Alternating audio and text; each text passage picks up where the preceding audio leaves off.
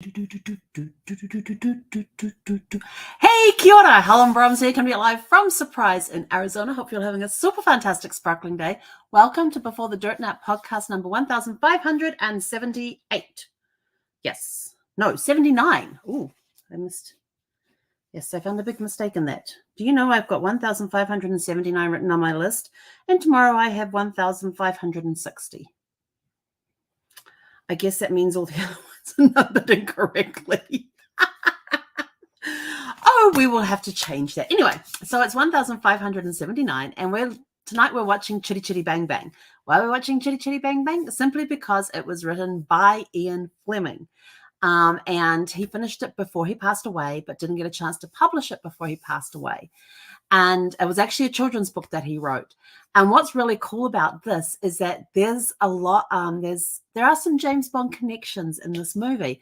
The first being that it was actually produced by Albert Broccoli, who is part of Eon Productions. So they're the ones that produced the film in 1968. It's got Dick Van Dyke in it, which is awesome because he is fantastic as Caraticus Potts. And he's got two children, Jeremy and Jeremiah. No, hang on. That's not right. Jeremy and Jemima. And are his two children, and he's widowed. And so there's just the three of them. And he is this inventor who doesn't really, I mean, his house is amazing. There's all these different things. You know how you see those things where this one goes in and does that, this rolls along here, knocks this over, which swings this and does that and drops that. That's the sort of things that happen in his house every morning when the time is right. This is based around mid-1910s in rural England. And it is, Chitty Chitty Bang Bang is it's one of my favorite musicals. And when I found it was written by Ian Fleming, just this past month, I was super excited about it. And then I found out that Albert Broccoli, the guy behind Eon Productions that produced all the James Bond films, also produced this movie as well. So it's sort of like, oh, yes. And then in the cast, there is the guy who played Goldfinger in the James Bond movie Goldfinger in 1962, 63, 63, 64. Hang on one moment. Let's go back here. No, that was Russia's Love was there. In 1963. No. 1964, we had Goldfinger. And so the guy that played Goldfinger in that movie is in this movie, and he plays the Baron.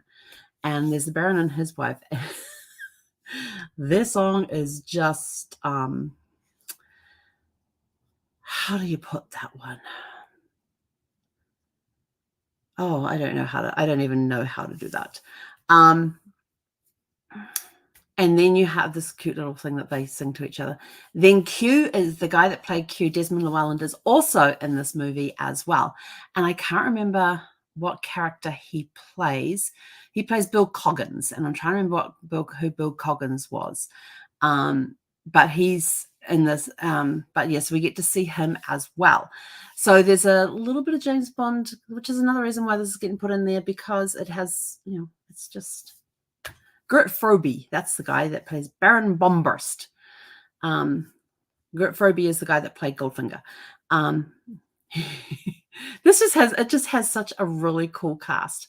Like I said, it came out in 1968. It was actually December of 1968, according to this. It's 145 minutes long, so it's not a short movie. But I will tell you this, it has the most delightful songs in it. And I haven't seen this movie, jeepers. When did I last see this movie? I know I haven't seen it since Brad passed, and he's been gone just over 6 years. It may have been 2 to 3 years before that. So it's been almost 10 years since I last saw this movie. So I am super excited to watch it tonight and to see it, because it's just such a great story, full of fantasy and all of that sort of stuff. And it starts off with Potts telling, he finds this old car and he starts restoring it, and they call it Chitty Chitty Bang Bang because that's what it's named. That's what it, when it's driving along the road, it's going Chitty Chitty Bang Bang, Chitty Chitty Bang Bang, Chitty Chitty Bang Bang. You actually hear the car saying its name, and that's how they pick up its name and what it is.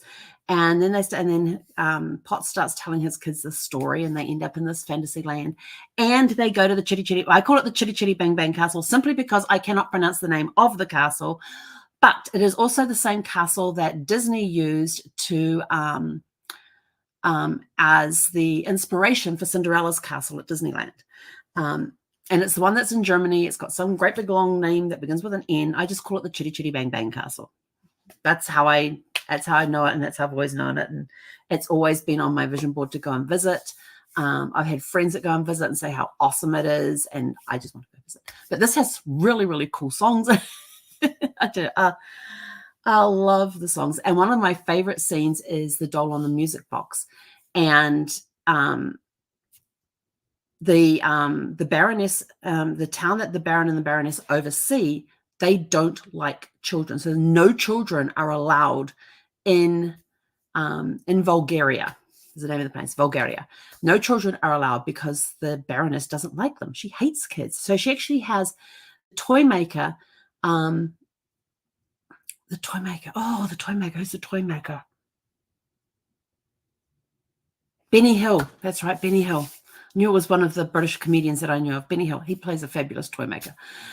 They build the toys for the Baroness, and that's what they build them for. They're not allowed children. And they have a child catcher in Bulgaria who actually, if they see children, actually goes and catches them and puts them away. And they've got some place they lock the kids away in and that sort of thing where they're away.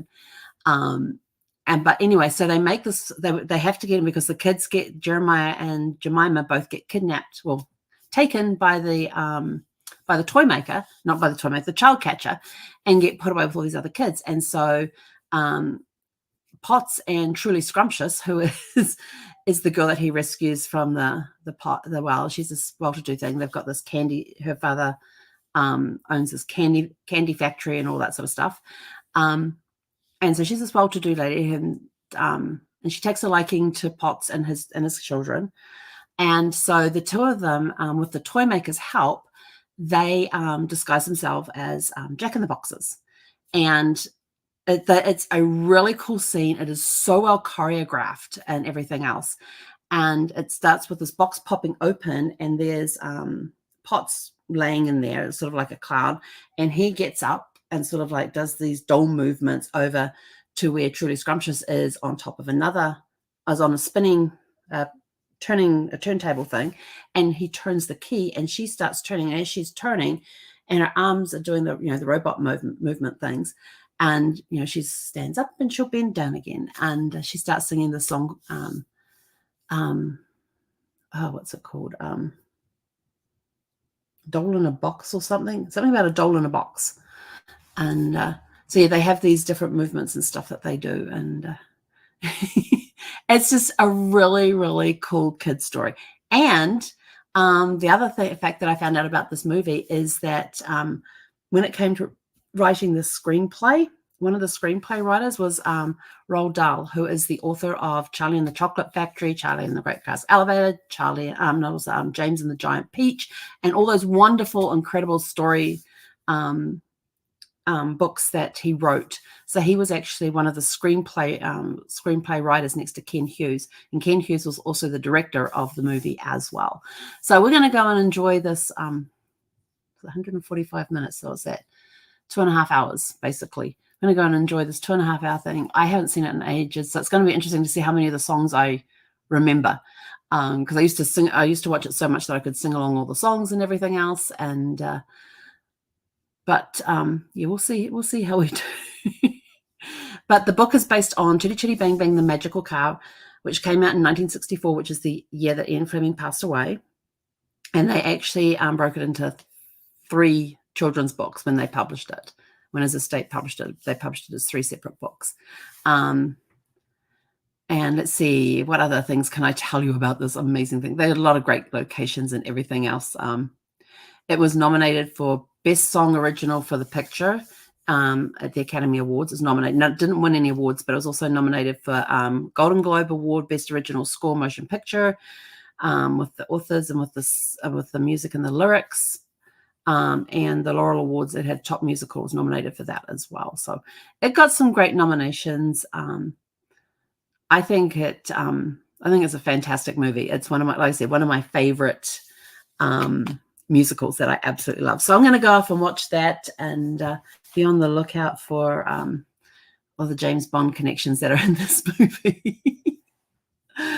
But you could actually, I'm looking to see, they're putting these photos up there of different places. You could actually do a Chitty Chitty Bang Bang trip around England and France. Oh, and West Germany. Yes. The Neuschwanstein. Oh, that one's actually in Bavaria. Neuschwanstein Castle. Is that how you say it? I don't speak German. Sorry.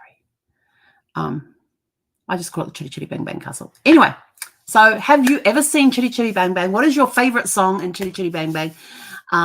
What is your favorite part of the movie? If you've seen it, favorite part of the movie, favorite song. We're going to go off and watch it and just have a really cool, fun night watching it. So if you have, let us know. What's your favorite song? What's your favorite part of the movie? Have you even seen it? Go watch it if you haven't. Oh, I haven't even looked to see if I can get access to it on Prime. That could be a bit of a hang up if I can't get access on it on Prime. I know I have it on Blu-ray. I have it on Blu-ray.